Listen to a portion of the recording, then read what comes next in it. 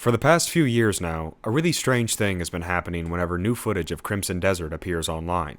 It didn't matter if the clip was 30 seconds long or a full gameplay demonstration. People would watch it, and almost immediately the same reaction would start to spread through the comments. At first it was usually excitement. The visuals looked incredible, the scale of the world seemed enormous, and the combat had a kind of chaotic energy that made it feel different from the typical fantasy RPG. But the longer people watched, the more excitement slowly mixed with another emotion that was a lot harder to describe. Curiosity. Because Crimson Desert didn't just look impressive, it also looked extremely complicated.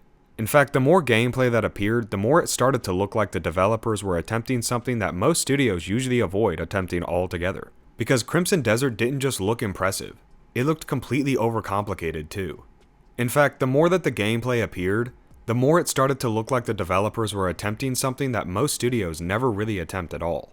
It seemed like they were trying to combine almost 10 games all into one. They showcased massive open environments, dynamic physics systems, cinematic combat, enormous boss fights, a fully explorable continent, a story filled with political tension between rival factions, and a long list of gameplay mechanics layered on top of each other in ways that seemed almost impossible to keep track of.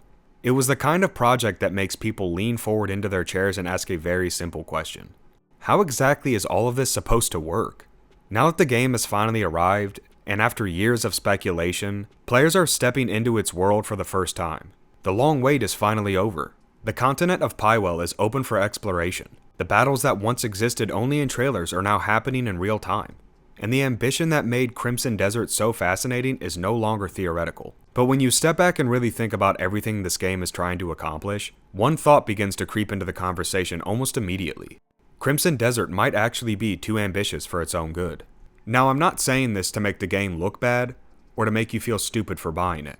But in fact, I'm trying to do quite the opposite. If anything, the game often looks almost overwhelming in the amount of detail and activity happening on screen. Characters collide with enemies in brutal melee fights, soldiers clash across the open fields while arrows rain through the air, enormous creatures rise above the battlefield like living mountains, and the world stretches outward in every direction as if it has no boundaries at all. It's exactly the kind of spectacle that makes people fall in love with fantasy games in the first place. But spectacle alone isn't what makes a great RPG. Execution does. And when you look at Crimson Desert closely, it becomes clear that the developers at Pearl Abyss weren't trying to create something safe or predictable. Instead, they seem to have approached the project with a very different mindset. Rather than asking what the standard formula for an open-world RPG should look like, they appear to have asked a far more dangerous question. What if we tried to build something bigger? Pearl Abyss has already had a reputation for ambitious design long before Crimson Desert began attracting attention.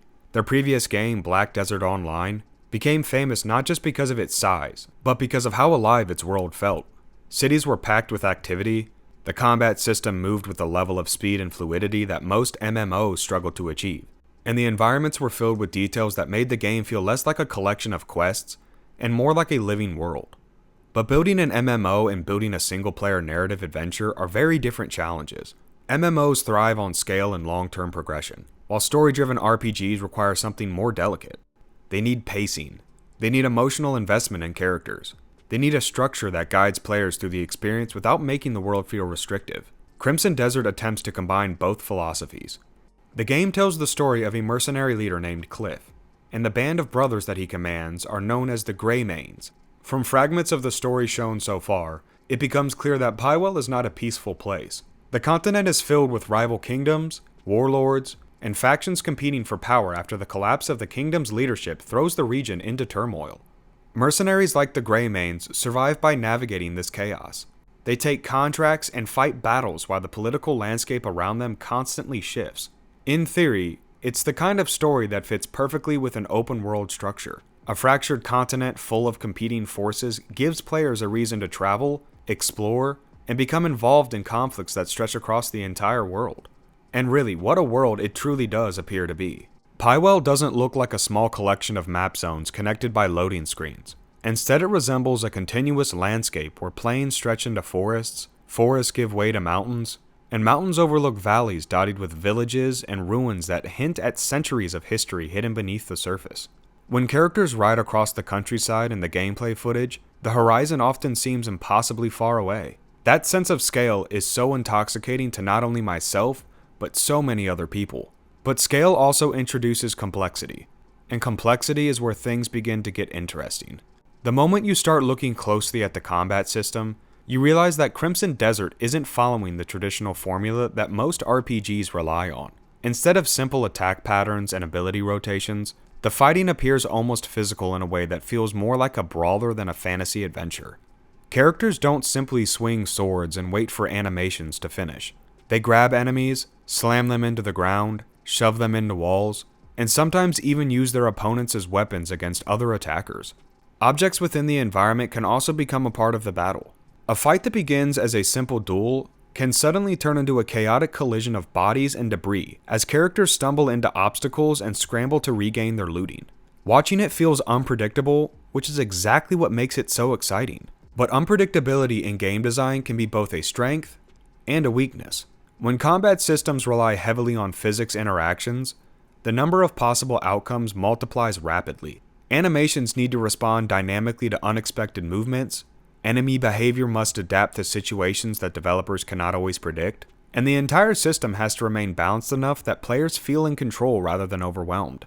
And let me remind you, this is only one layer of the game, because while players are grappling enemies and experimenting with the combat mechanics, the world around them continues to move. Weather shifts across the landscape, NPCs follow their routines, factions wage battles that reshape the political balance of the region, exploration reveals hidden caves, ancient ruins, and locations that seem designed to reward curiosity rather than simply guide players along a predetermined path. Now, with that being said, there is one thing that myself and most of you are probably looking forward to the most, and that's the boss fights. These fights look absolutely incredible. Some of the creatures shown in Crimson Desert trailers dwarf the player character completely. They tower over the battlefield like something out of a myth. These fights appear less like standard RPG encounters and more like cinematic events where players must navigate enormous attacks, climb onto enemies, and find creative ways to bring down opponents that feel almost unstoppable. Moments like that are exactly what players dream about when they imagine the perfect fantasy adventure. But they are also incredibly difficult to design. Boss fights must challenge players without becoming unfair, and they have to showcase the mechanics of the combat system without overwhelming them. They also need to remain memorable even after hours of gameplay have passed. When done correctly, they become legendary moments that players talk about for years. When done poorly, they become frustrating obstacles that interrupt the flow of the story. And this brings us back to the central question surrounding Crimson Desert. Because the game isn't just trying to deliver one impressive feature, it's trying to deliver dozens of them simultaneously. A massive open world, advanced combat mechanics, dynamic environmental systems, cinematic storytelling, exploration mechanics, large-scale battles, and an ecosystem of side activities that encourage players to lose themselves in the world for hours at a time. That level of ambition is rare. Sometimes it produces masterpieces, other times it produces projects that collapse under the weight of their own ideas. Right now it's impossible to know exactly which path Crimson Desert will follow. The only thing we can say with certainty is that it represents a gamble, a creative risk taken by a studio willing to attempt something enormous. And those kinds of risks are exactly what keep the gaming industry interesting, because every once in a while, a project appears that refuses to play it safe. A game that pushes beyond the comfortable boundaries of its genre, and asks players to imagine something far bigger. Crimson Desert might be one of those games, or it might become a reminder that ambition alone isn't enough.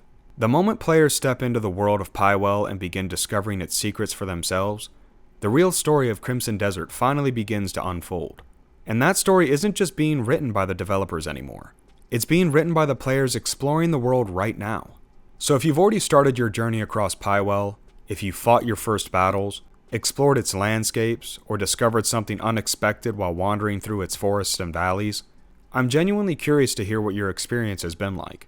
Does the combat feel as dynamic as it looked in the trailers? Does the world feel as alive as the developers promised? Or are there already signs that the game's enormous ambition might come with a few problems of its own? Let me know what you think, because one way or another, Crimson Desert is about to become one of the most talked about games of the year, and this conversation is only just getting started. For all of you who stayed until the end, I want to thank you from the bottom of my heart. I'll catch you in the next one.